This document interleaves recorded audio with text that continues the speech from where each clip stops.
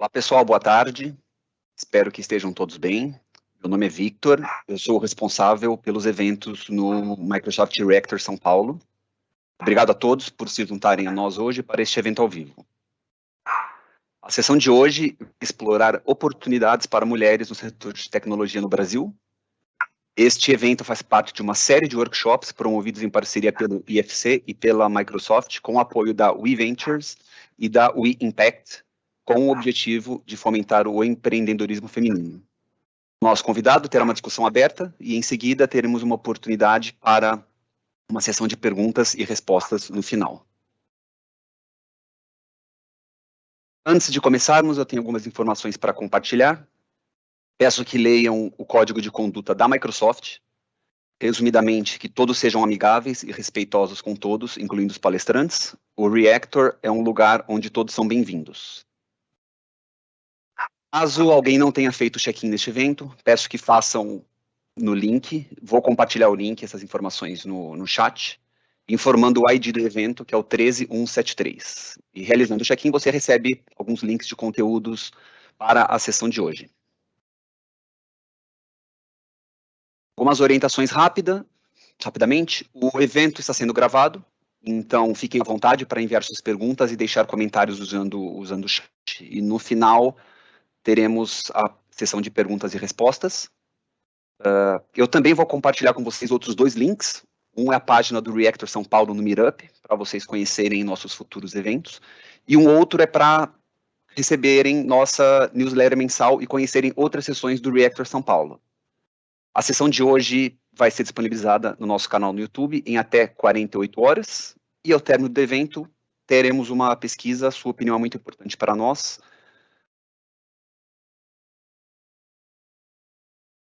Agora, por favor, recebam a palestrante de hoje, Itali.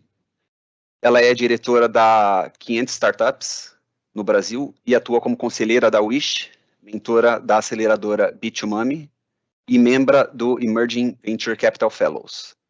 Ela vai discutir como priorizar e escolher a melhor alternativa às necessidades da sua startup. Obrigado por fazer parte desta série. Itali, agora é com você.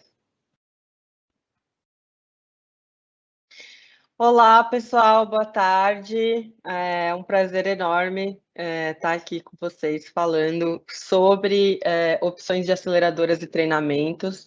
Eu sou a Itali, né? Como o Victor muito bem me apresentou, queria já também agradecer o pessoal do IFC, da Microsoft, da We Ventures por estar proporcionando essa oportunidade da gente conversar.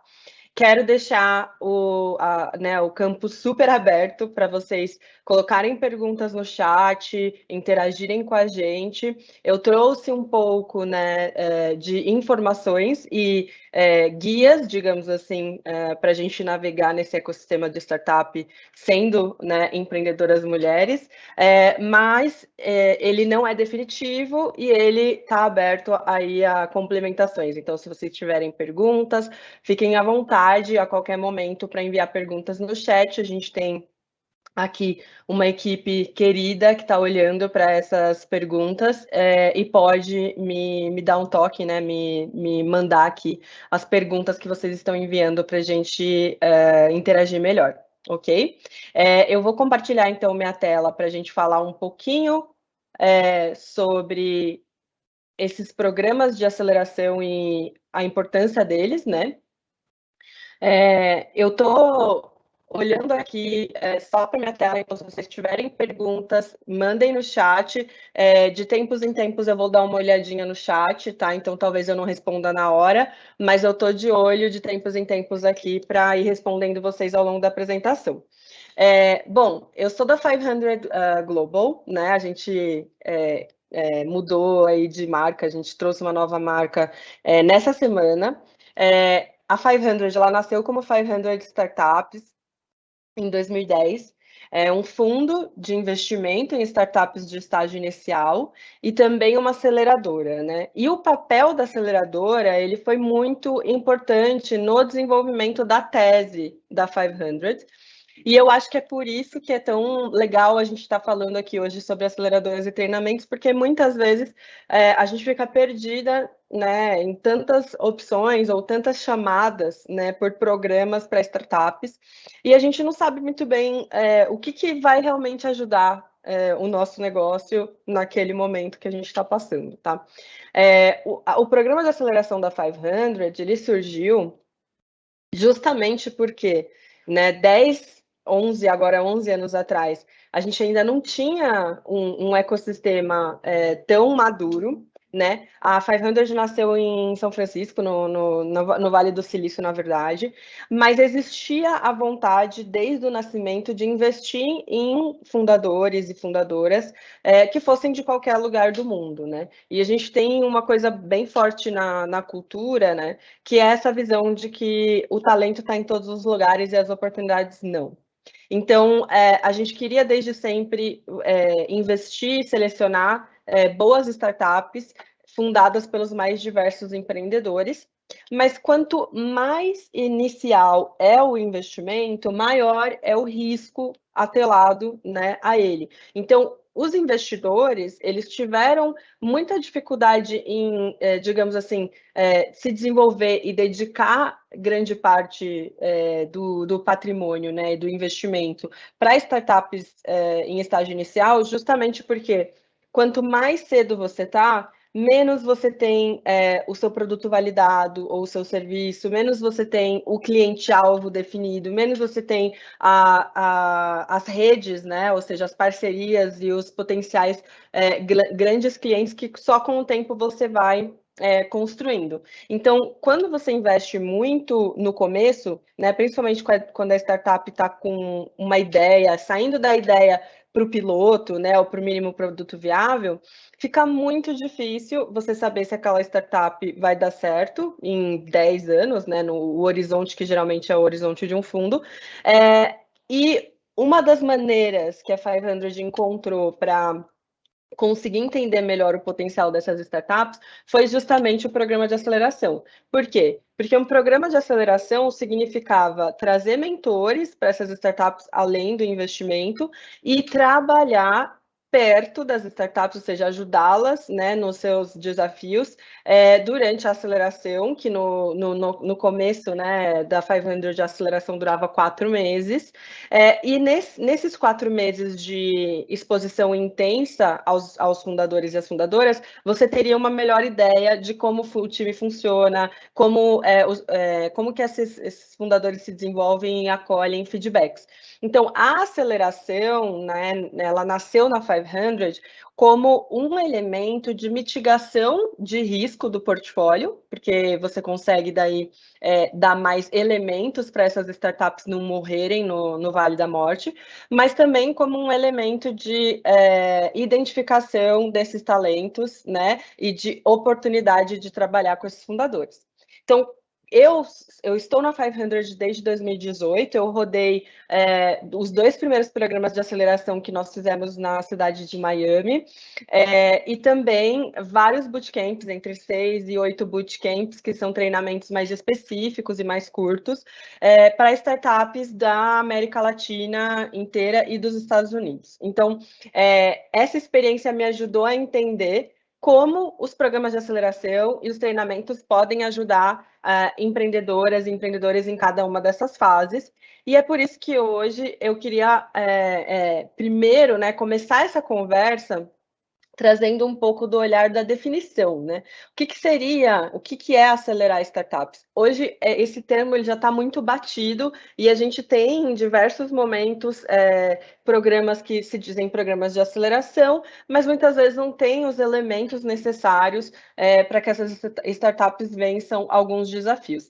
Então, um programa de aceleração, ele é geralmente uma reunião de ferramentas que vão ajudar essas empresas, essas startups, a passarem por uma fase difícil. E essa fase difícil, que geralmente é o estágio inicial, ela tem necessidades muito específicas, como a validação do produto, do mercado, a construção de um time de vendas, por exemplo.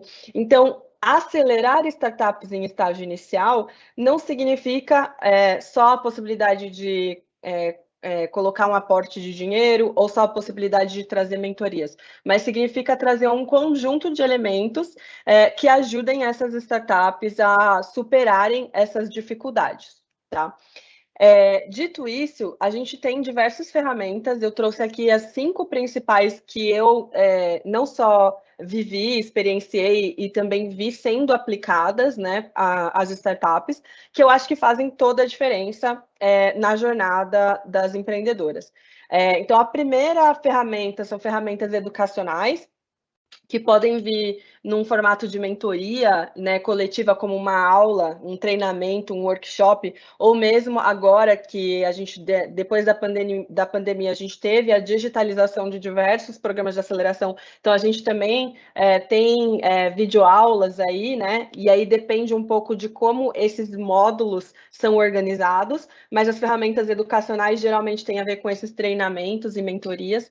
As ferramentas financeiras, elas estão justamente olhando para capital, então, geralmente a gente está falando de acesso a investimento, ou empréstimo, ou mesmo doações, né, que são os grants. Então, dependendo de como o investidor, se ele é investidor tradicional ou se ele é investidor social, de como ele vê esse impacto potencial, essa oportunidade, ele pode decidir alocar o investimento de maneiras diferentes.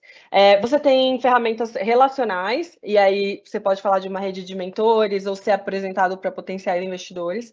Você tem ferramentas operacionais, e aqui a gente chama na 500 Global de perks, que são os nossos benefícios. Então, a gente tem parcerias com outras empresas, como a AWS, por exemplo, que concede benefícios às startups que são aceleradas por nós. E a gente tem também ferramentas comerciais, como exposição a pilotos com potenciais clientes, né, provas de conceito. E aí, essas ferramentas, elas são diferentes entre si, e cada organização, ou seja, cada organização responsável por colocar um programa de aceleração ou um treinamento para startups de pé, vai compor essas ferramentas de alguma maneira. Então, você vai ter startups que são mais fortes em algumas ferramentas educacionais e financeiras, e outras que são mais fortes, por exemplo, numa ferramenta comercial ou relacional. Então, dependendo do maior desafio que você passa, né, ou digamos assim, dos desafios que a sua startup está passando nesse momento, você vai precisar mais de uma ou outra ferramenta. Por isso que é ideal que vocês tenham bastante clareza sobre as ferramentas que são necessárias para vocês. E para isso, a gente precisa também fazer um autodiagnóstico do nosso momento e da nossa startup, tá? Eu trouxe aqui para vocês alguns exemplos, então a gente vai passar por alguns exemplos de aceleradoras que têm modelos diferentes e que são, digamos assim, fortes, né, mais fortes em alguns desses elementos, dessas ferramentas que eu trouxe aqui. Então, a gente, antes de ir para os exemplos das aceleradoras, eu trouxe aqui um pouquinho do mapa de investidores no Brasil, né? Esse mapa foi feito pelo pessoal da Júpiter, que faz um trabalho incrível também no ecossistema de startups, e a gente tem aqui algumas aceleradoras. Por que as aceleradoras entram no mapa de ecossistema de anjos e VCs no Brasil? Porque, historicamente, as aceleradoras, elas nasceram com um modelo, que era um modelo em que elas dariam mentoria, treinamentos, né, acesso a conhecimento para empreendedores, e investiriam nesses empreendedores e tendo em troca aí um pedaço do equity. As aceleradoras mais tradicionais, elas tinham esse modelo, mas esse não é o único modelo de aceleradora, né? E na maior parte das aceleradoras tradicionais, digamos assim, o valor agregado que elas trazem está principalmente relacionado às ferramentas 1, 2 e 3. Então, a gente tem ferramentas educacionais, financeiras e relacionais muito fortes nas aceleradoras tradicionais. Porém, outros modelos têm surgido de aceleradoras em que não necessariamente você tem que ceder parte do seu equity para passar pela aceleração, né? E não necessariamente você precisa também passar por blocos fixos de treinamento ou de aceleração. Então, as aceleradoras elas começaram a se desenvolver e também a pivotar ao longo desse tempo, e algo que é bastante interessante para o lado, né, da empreendedora e do empreendedor verem, é que o modelo de aceleração, ele era um modelo que visava muito o longo prazo, ou seja, eu selecionava 30 startups para acelerar nesse ano, digamos que eu selecionasse agora no primeiro semestre de 2021, e eu ia gastar com elas, né? Eu ia gastar coisas de escritório, tempo dos mentores, então eu ia ter um custo operacional no curto prazo que provavelmente só ia retornar depois de 7, 8, 9 anos no longo prazo. Então, por essa dificuldade de modelo de aceleradora, muitas aceleradoras começaram a pivotar e a encontrar maneiras de manter esse custo operacional com parceiros, né? Além disso, você teve essa onda das grandes empresas começando a realizar transformação digital. Então, você começa a ter também as empresas querendo se aproximar das startups e as aceleradoras corporativas começam a nascer disso. E para uma aceleradora corporativa, por exemplo, o modelo não necessariamente colocar, investir dinheiro em troca de equity. O modelo pode ser muito mais concentrado, por exemplo, numa relação comercial, onde eu tenho um programa que vai ajudar as startups a fazerem provas de conceito com áreas, né, unidades de negócio dentro da minha empresa. Então, esse ecossistema de anjos e VCs no Brasil, ele tem se transformado muito, e as aceleradoras que estão aqui, elas são bastante tradicionais no mercado e elas são muito boas, porém a maior parte das que estão aqui segue o modelo mais tradicional de investimento em troca de equity, enquanto que uma aceleradora corporativa, por exemplo, provavelmente a corporação vai bancar esse programa de aceleração e você não vai precisar pagar por ele e nem ceder equity. Então, depende muito do modelo de quem está propondo o programa e do modelo que existe para deixar esse programa de aceleração de pé, tá? Eu estou dando uma olhadinha aqui também nas perguntas e respostas. Fiquem à vontade para, enfim, mandar perguntas para a gente. Eu estou só dando uma olhadinha porque tem algumas perguntas que eu não tinha visto aqui já publicadas. Mas eu quero que vocês se sintam à vontade para, enfim, mandar perguntas aí que vocês sintam curiosidade ou necessidade de saber. Tendo em vista esse ecossistema de anjos e VCs no Brasil, e sabendo que a gente está olhando para as aceleradoras que têm um componente de investimento, elas geralmente são mais tradicionais, eu quero passar por algumas delas para mostrar a diferença que pode acontecer e também o foco, certo? Então, quando a gente olha, por exemplo... quando a gente olha uma aceleradora como a UOL, eu peço até desculpas aqui. A gente também tem uma chamada cotidiano, e eu gosto das duas. Então, para mostrar para vocês aqui, a aceleradora UOL, ela é uma aceleradora mais tradicional. Então, ela investe um ticket de até 300 mil reais por um equity definido em rodada futura. O que isso significa? Significa que ela vai investir 300 mil reais com um contrato de mútuo conversível, onde você não cede o equity nesse momento, você vai converter isso em equity lá na frente. E você tem a possibilidade de um follow-on. Quando você entra no site de uma aceleradora, né, e você tem uma descrição como essa, você já sabe que essa aceleradora ela tem um modelo com componente de investimento, ou seja, ela vai ser forte na segunda ferramenta, que é a ferramenta financeira, porque ela tem acesso a investimento, e ela também tem acesso à aceleração, que é a ferramenta aí educacional. Obviamente, ela vai dar acesso a mentores, a investidores, provavelmente tem alguns benefícios e tem a possibilidade de atrair potenciais clientes, mas onde ela é mais forte são nas duas primeiras ferramentas, são as ferramentas financeiras e educacionais. Quando você olha, por exemplo, uma aceleradora como a Quintessa, que é um outro modelo de aceleração. Então, aqui na UOL, a gente tem um modelo de aceleração de investimento direto. Se você for selecionado para fazer a aceleração, você vai receber esse investimento, esse cheque na sua empresa. Já para a Quintessa, é um outro modelo de aceleração, é uma aceleração feita com um modelo de consultoria. O que isso significa? Significa que, ao invés de cobrar em equity, ela vai cobrar como se fosse um projeto de consultoria ou uma mensalidade ou um valor, né, a partir de um contrato de alguns meses, 6 meses, 12 meses, mas ela vai estar preocupada em conseguir validar esse produto e serviço e também te preparar para fazer uma captação. São elementos, né, digamos assim, educacionais fortes, mas você não tem o elemento financeiro. A ferramenta financeira não está diretamente ligada ao programa de aceleração da Quintessa. Por outro lado, você também não cederia equity caso você precisasse dos serviços ou de uma aceleração com essa organização em específico, porque esse não é o modelo deles. Quando você vê, por exemplo, um Boost Lab... Oi? Desculpa interromper, a sua apresentação caiu.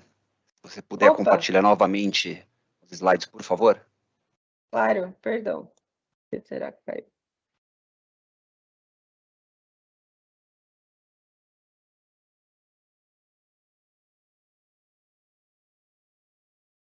E agora?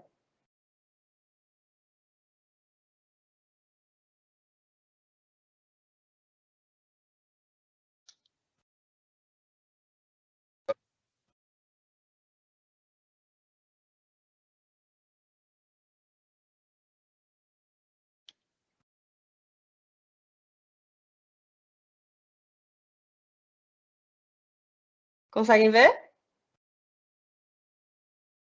Sim, pode continuar. Obrigada por avisar.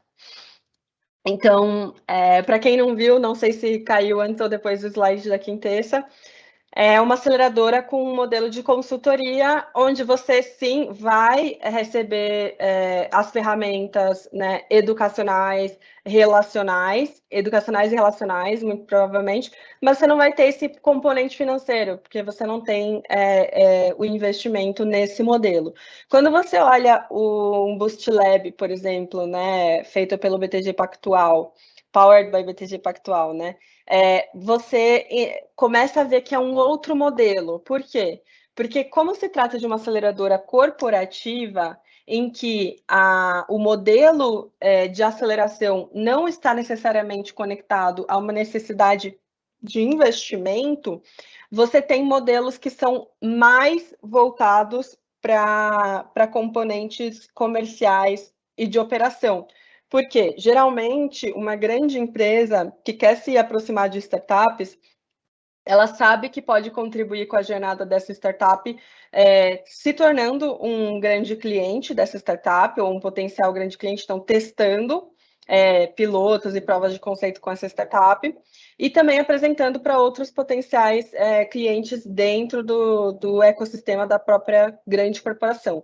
Ou seja, quando você olha para uma aceleradora corporativa, o componente da ferramenta financeira ela não necessariamente vai estar presente e você também não vai ter, digamos assim, um fundo anexado a ela.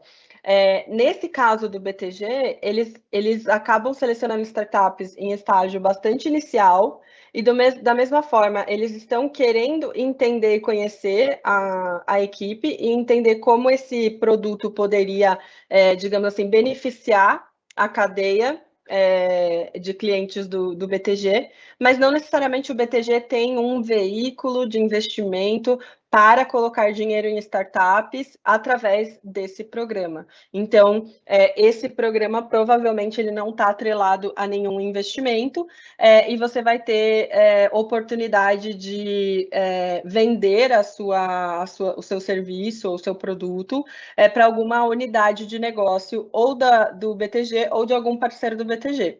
Então, você vê que o objetivo da corporação é diferente do objetivo de um investidor institucional ou de um investidor institucional, como é, por exemplo, a da UOL Aceleradora. São objetivos diferentes dos investidores, né, e dos aceleradores, e por isso você tem também programas diferentes sendo propostos, tá? Além da aceleradora corporativa, a gente também tem as aceleradoras internacionais, né? Então, a 500 é um exemplo de aceleradora internacional. Que eu acho que é importante a gente ter em mente aqui, né? Do mesmo jeito que outras aceleradoras, a gente também vai ter um componente forte na 500, educacional e financeiro, principalmente na nossa aceleração de flagship, que é a aceleração onde a gente faz investimento de $150 mil. Por outro lado, nem todos os programas de aceleração que a 500 faz hoje tem o componente de investimento. Então, alguns programas, hoje a gente faz em parceria com corporações, e por isso, nesse caso, como o programa de Miami, que eu comentei com vocês, acabava sendo de graça para os empreendedores, porque tinha uma corporação interessada em subsidiar esse programa de aceleração e se aproximar dessas startups. Além disso, as aceleradoras internacionais, elas acabam olhando muito para o componente de competição global. Então, quando a gente está analisando uma startup do Brasil, a gente não está só olhando o produto e o mercado brasileiro, mas como aquele produto e aquele mercado pode conversar com outros mercados nos quais a gente investe. Então, você tem uma visão um pouco mais holística do que as aceleradoras locais, e isso pode, digamos assim, influenciar em como as conversas caminham, tá? Eu acho que uma das coisas que são interessantes para entender melhor, né, qual programa ou qual aceleradora pode ser boa, é começar a tomar alguns passos, né, para priorizar as oportunidades que vocês têm e para poupar tempo. Então, assim, alguns passos que eu acho que fazem toda a diferença nesse processo é conseguir, primeiro, autodiagnosticar qual é o maior desafio ou quais são os 2 ou 3 maiores desafios que a sua startup está passando no momento. Por quê? Porque quando você consegue olhar para esses maiores desafios, você consegue entender quais são as maiores necessidades. Então, digamos que você acabou de ter uma ideia de negócio, você está querendo tirar essa ideia do papel e transformá-la num piloto, mas você ainda não sabe como priorizar isso. Talvez uma aceleradora nesse momento não seja a melhor opção, porque hoje a maior parte das aceleradoras acabam buscando empreendedores e empreendedoras que tenham pelo menos um piloto ou um mínimo produto viável. Talvez, nesse caso, uma incubadora fosse mais interessante, ou ainda algum evento, como, por exemplo, o evento Start, da aceleradora Bitumami, é um evento de um dia, 2 dias, para ajudar a colocar a sua ideia de pé. Então, esse autodiagnóstico para essa fase poderia te levar a oportunidades de, ao invés de um programa de aceleração, eu quero uma mentoria, eu vou procurar mentores e mentoras para saber um pouco melhor como botar essa ideia de pé. Quando você já tem a ideia, né, um piloto, por exemplo, rodando, e você está com alguns clientes, é muito comum que os maiores desafios sejam a validação desse produto, ou seja, tem alguns clientes, mas como seria a validação desse produto numa escala um pouco maior, né? E também como seria montar uma equipe de vendas e que tipo de abordagem eu poderia ter com investidores, né, para conseguir, de repente, o meu primeiro cheque. Se esses são os maiores desafios, validação do produto, testar equipe de vendas e olhar, né, começar a procurar capital para uma primeira rodada, daí uma aceleradora já começa a fazer mais sentido. Porém, que tipo de ferramentas seriam úteis para esses desafios em específico? Então, quando você olha para o seu desafio específico, se o seu desafio específico é validar o produto para entender como escalar esse produto, uma aceleradora ou um programa de treinamento focado em Product Market Fit vai fazer mais sentido para você do que uma aceleradora que tem foco na fase de growth ou na fase de traction, porque essas aceleradoras vão estar olhando para startups que já validaram o produto e agora precisam entender como escalar a equipe, que é um desafio específico à frente deste que você estaria passando nesse exemplo que eu dei. Então, quando você começa a autodiagnosticar o momento da sua startup, você começa a entender as ferramentas que podem ser úteis. E aí, essa busca por aceleradoras, ela fica mais fácil. Hoje em dia, você tem listas, né, e bancos de aceleradoras e investidores disponíveis, também para consulta. Se não me engano, uma newsletter que a gente tem aqui no ecossistema, que é o Geoflow BR, eles têm, eu posso depois também mandar para a organização e a gente compartilha com todo mundo que se inscreveu, um banco de informações de aceleradoras e potenciais investidores, mas quando você encontrar essas fontes, ou seja, quando você estiver pesquisando essas aceleradoras e esses programas, você já vai ter em mente o que é útil para a sua startup, né? Então, se de repente você precisa nesse momento de conexão com investidores de um Series A, uma aceleradora que está no pré-seed não vai te ajudar tanto quanto uma aceleradora que já está olhando para startups um pouco mais maduras. Então, a gente começa a entender os nossos desafios e a gente começa a priorizar.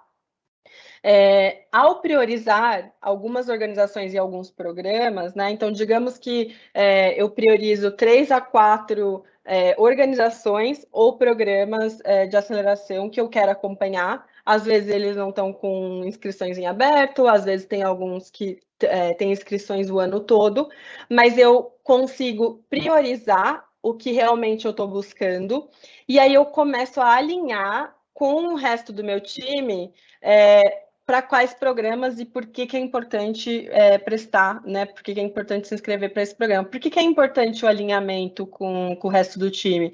Porque muitas vezes a gente tem ideias diferentes sobre como uma aceleradora pode ajudar no nosso negócio, e também a gente pode ter respostas diferentes para entrevistas ao longo do processo seletivo. Então, quanto mais alinhado você e suas co-founders, né, os seus co-founders estiverem, mais fácil vai ser passar pelo processo de diversas entrevistas e conversas que acontecem para que você seja selecionado para um programa de aceleração, tá? E um outro passo que eu acho super importante é começar a compartilhar essa busca por aceleração ou essa busca por programas, né, com mentores e investidores que você conheça e que, de repente, tenham contato com os responsáveis por esses programas ou os organizadores. Por quê? Porque no mundo de venture capital e no ecossistema de startups, né, você tem muitas startups surgindo a todo momento e você tem poucas pessoas nos times que geralmente são enxutos, né, olhando e selecionando essas startups.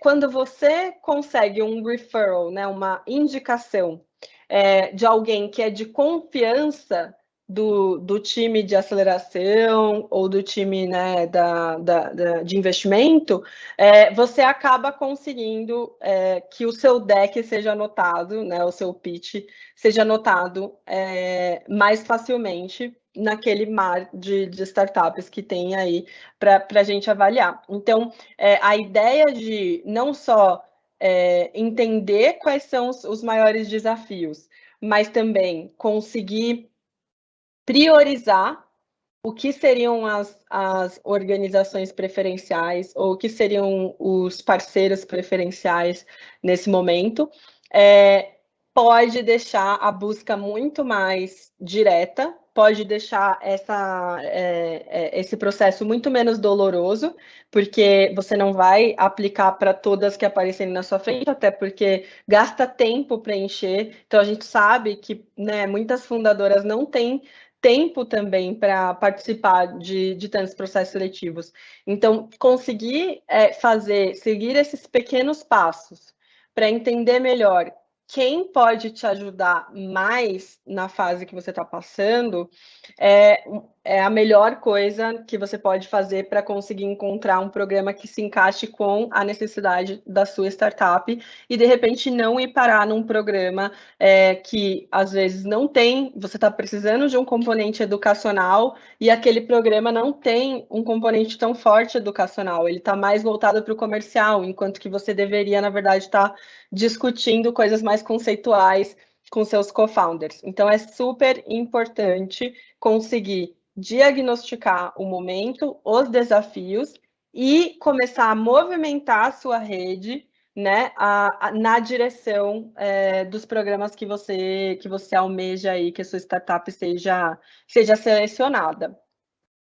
O que eu tinha para trazer em relação a melhores práticas e a cuidados, né, em relação à seleção de programas de aceleração, era isso, mas eu quero abrir também para conversa e chamar vocês para poder, enfim, tirar dúvidas que possam ocorrer aí ao longo do processo, até porque a gente sabe que no dia a dia muita coisa pode aparecer, né? Pode surgir. Então, eu queria abrir aqui o nosso momento de interação e estou à disposição de vocês. Temos aqui já algumas perguntas surgindo. A primeira é, Italy, você acha que early stage startups devem focar em aceleradoras que não pedem equity? Bom, essa é uma ótima pergunta. Amei essa pergunta. Ela não tem uma resposta fácil. Por quê? Porque eu acho que o foco da escolha da aceleração tem que estar no encaixe do desafio que a sua startup vive com o que aquela aceleradora pode potencialmente te oferecer. Por quê? Porque a questão de ceder equity ou não, ela tem muito a ver com o alinhamento ou com a expectativa do que aquele novo investidor, né, aquele novo sócio que vai entrar no seu cap table, vai trazer de valor para a empresa. Então, por exemplo, startups que tinham 2 pessoas e um piloto e que entraram na aceleração da 500, enxergam como um valor adicionado, um valor agregado muito alto, ter a 500 no cap table, não só pelo programa de aceleração, mas por outras aberturas que isso permitiu. Então, a expectativa em relação a CD, no nosso caso, é $150 mil por 7% do equity. A expectativa está muito alinhada quando você passa pelo processo seletivo, de que ao entrar você estaria cedendo 7% do seu equity. Então, intrinsecamente, digamos assim, né, os founders e as founders que aplicam têm essa expectativa e sentem que 7% de equity é justo para o que a 500 está oferecendo, não só de conexões, mas de educação, certo? Pelo programa de aceleração. Então, nesse caso, para elas faz sentido. Agora, se você olha para outros modelos que já aconteceram no Brasil, né, que eram mais comuns alguns anos atrás, onde você tem aceleradoras que investiram um cheque bem pequeno, ou seja, investiram 50 mil reais, que é algo que hoje a gente sabe que não dá quase para nada, né, de salário de desenvolvedor, por exemplo, e pediram um equity desproporcional. Então, tipo, eu investi 50 mil reais e eu quero 10% da sua startup. A gente tinha uma prática mais frequente desse tipo, alguns anos atrás no nosso mercado, e isso começou a mudar por quê? Porque os modelos de aceleração foram mudando e também porque o ecossistema foi desenvolvendo a ponto de que os bons e boas empreendedoras, né, são hoje disputados por investidores. Então, você oferecer 50 mil reais por 10% é um absurdo hoje, dentro do ecossistema de startups, principalmente falando de Sul e Sudeste. Se a gente for olhar para Norte e Nordeste, você ainda tem muitas coisas que não são condizentes com o mercado profissionalizado de anjo, de aceleradoras, etc. Mas eu acho que a gente está evoluindo. Então, o que eu quero, né? Falei, tudo isso para te dizer que não existe certo e errado, existe o que você espera daquele potencial sócio, né? Ou seja, se a aceleradora vai virar uma sócia sua, o que você espera? O que ela entrega em troca dessa entrada no seu cap table? Se isso está em linha com o que você espera, então não seria um problema você passar por uma aceleradora que pede equity. O grande problema é quando você cede um equity, não tem o valor agregado que você estava esperando em troca, como muitas vezes acontece com diversas startups que angariam investimento de investidores anjo, por exemplo, ou de outras aceleradoras, e aí você tem o seu cap table diluído sem ter valido a pena. Então, a minha dica aqui para quem fez essa pergunta, né, é olhar para as aceleradoras como quem busca a peça para o quebra-cabeça da sua startup. Cara, essa aceleradora tem uma coisa que eu preciso muito agora, então talvez valha a pena fazer um contrato ou participar de uma aceleração onde você tenha que ceder equity. Uma outra pergunta que apareceu aqui: qual a relação entre os estágios de cada startup e os tipos de aceleradoras, corporativa, internacional, etc. Depende muito, não existe uma regra de ouro, tá? Mas o que eu tenho visto na prática, né? Na prática, eu tenho visto que as aceleradoras corporativas, elas acabam, principalmente se for programas de piloto, programas que visam prova de conceito e pilotos com unidade de negócio, as corporativas acabam olhando para startups um pouquinho mais maduras. Por quê?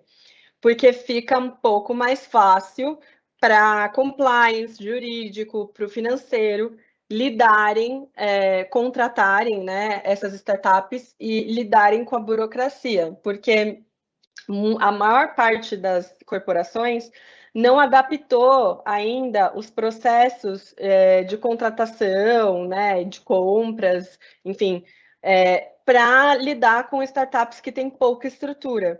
E por isso as aceleradoras corporativas acabam olhando para startups que já estão um pouquinho mais organizadas com a casa, digamos assim, organizadas e com um produto um pouco mais validado. Mas isso não está escrito em pedra, né? Você tem alguns programas, por exemplo, no ano passado, eu organizei o Founders Bootcamp, que foi uma sequência de treinamentos em parceria com a Ambev. Então, foi 500 e a Ambev como parceiros. E nesse programa você teve um foco muito grande no early stage. Mas por quê? Porque este programa em específico, ele não tinha como objetivo gerar prova de conceito com a Ambev. Ele tinha como objetivo desenvolver o ecossistema ao redor do Brasil. Então, quando você olha para o objetivo, sempre muito importante isso, tá? Olhar e tentar entender qual é o objetivo daquela organização em propor um programa de aceleração. Quando você começa a entender os objetivos, se é uma aceleradora tradicional, com um modelo de investimento, o objetivo é ganhar, né, o retorno do investimento lá na frente. Se é uma aceleradora corporativa, você pode ter diferentes motivações. Você pode ter uma motivação mais ligada à prova de conceito e solucionar problemas de unidades de negócios, ou você pode ter uma aceleradora mais focada para impacto no ecossistema, como várias corporações hoje em dia estão financiando o desenvolvimento de ecossistemas ao redor do mundo.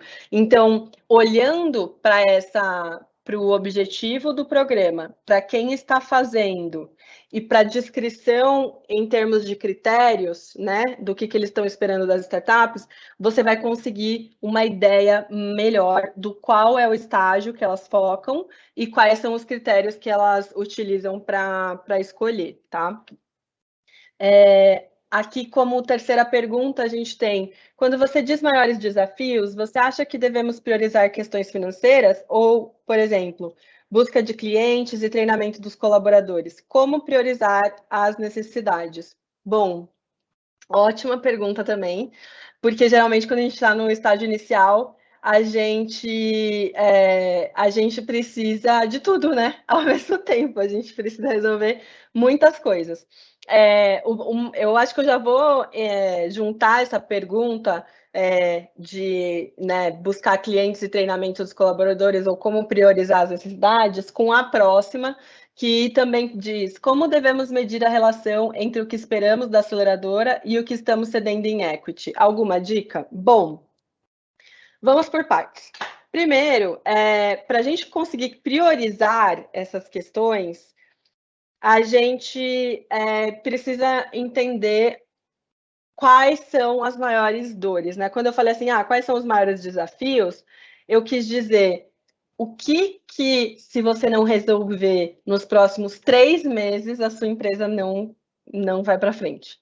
Quando a gente está falando dos maiores desafios, eu estou falando de urgência e estou falando de também impacto no seu negócio. Então, tipo, como que eu priorizo qual é o maior desafio? Né? Você deu alguns exemplos aqui, ó. Por exemplo, né? Eu falo de questão financeira, eu falo de busca de clientes ou treinamento de colaboradores. Bom, se você está no momento em que... Eu vou dar um exemplo de uma startup que eu estou mentorando.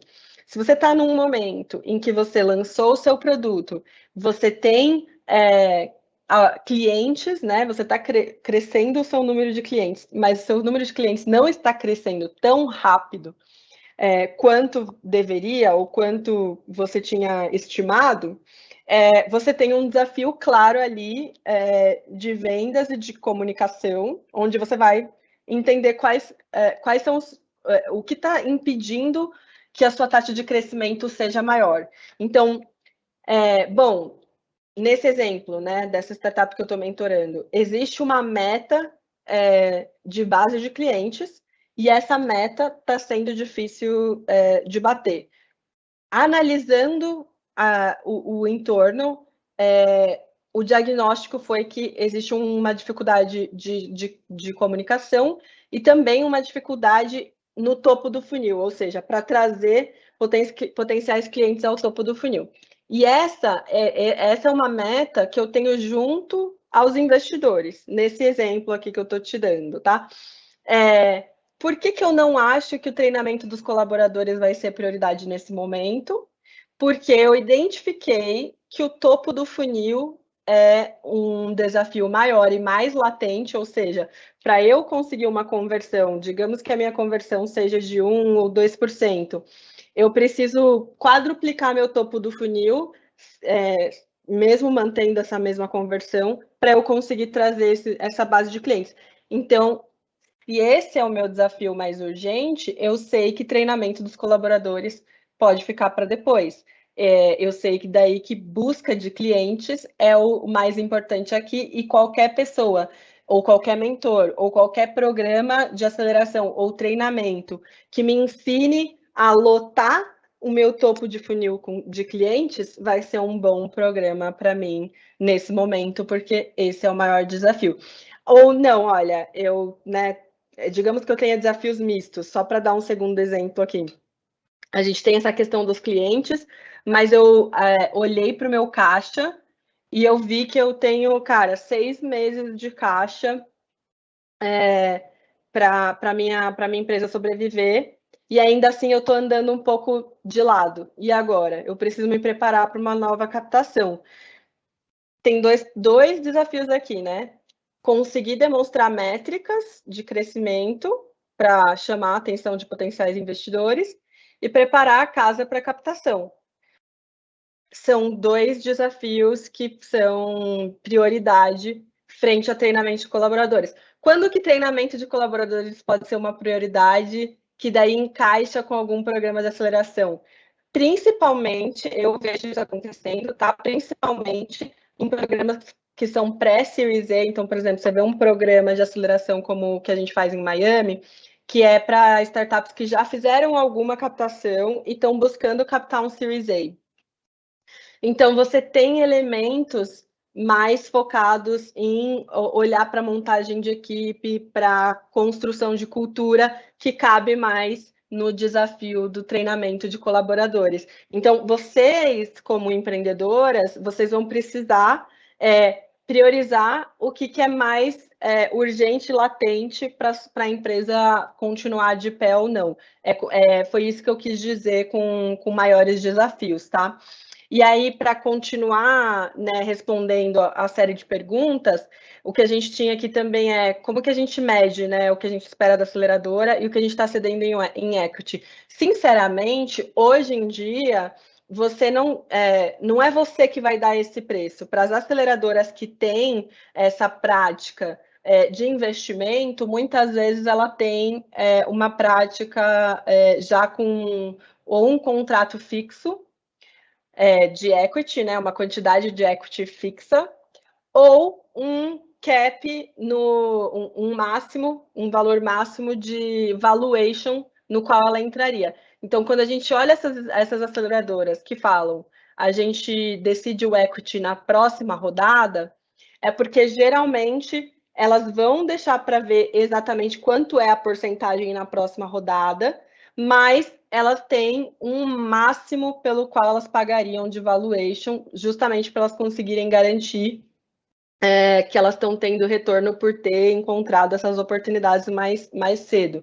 Então, quando você for pesquisar, você vai ver, tem startups que falam em 7%, tem startups não, perdão, aceleradoras, né? Tem aceleradoras que falam que decidem no próximo round, né? A YC, por exemplo, você tem um contrato, o SAFE, que também é decidido a porcentagem num round seguinte. Então, seria legal você dar uma olhada nos termos, mas o que eu posso te dizer com toda certeza? Não é aconselhável e você deveria fugir de aceleradoras que pedem mais que 10% ou 15% do seu business logo na primeira rodada. Por quê? Porque ao longo do tempo você vai se diluindo e numa primeira rodada não é aconselhável você ceder mais que 15% do seu equity, tá?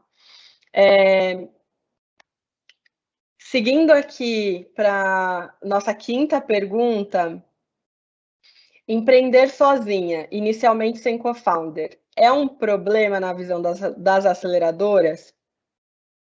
Das aceleradoras no geral, não. Dos investidores, sim. O que eu quero dizer com isso? Que os programas de aceleração que têm componente de investimento vão olhar para isso. Mas como que eu sugiro que você mitigue isso? Porque é normal, a gente muitas vezes começa, né? Tem muitos negócios que começam com solo founder, mas que depois vem outros co-founders sendo agregados aí. O que eu faria se eu fosse, né, uma empreendedora solo? buscando uma aceleradora, eu acho que primeiro eu tentaria entender das pessoas com quem eu estou construindo, quem que potencialmente poderia ser uma co-founder ou um co-founder, ou que especialidade ou que expertise potencialmente eu vou precisar.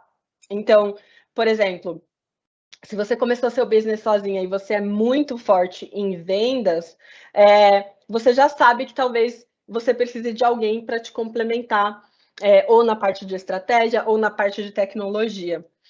Você não precisa ter isso resolvido logo que você presta o programa de aceleração, mas você precisa ter refletido sobre isso, porque quando chegar a hora de uma entrevista, você pode comentar que você sabe que esse é um desafio, que você não quer ser empreender sozinha, que você está em busca de cofundadoras ou cofundadores, que você tem algumas pessoas em mente, ou que você está conversando com X, Y, Z pessoa.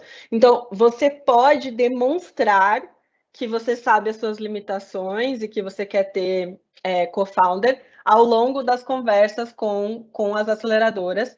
E eu acho que isso, inclusive, pode te ajudar, porque uma aceleradora em estágio bastante inicial, muitas vezes tem mentores e tem pessoas no time de investimento que podem te introduzir para a sua potencial cofundadora ou cofundador. Então, eu não deixaria, tipo, isso não é um pré-requisito, ou seja, você não precisa deixar de tentar aceleradoras só porque você é empreendedora sozinha, mas eu acho que tem que ter essa reflexão olhando um pouco para o longo prazo, porque, de fato, em termos de investimento, a gente já sabe que a maior parte, não só a maior parte dos unicórnios, como a maior parte das startups com exit, são startups que têm mais de um founder, e isso é por um motivo, né? Porque a gente realmente não consegue dar conta de tudo, ou muitas vezes você vê startups que parece que só teve um founder,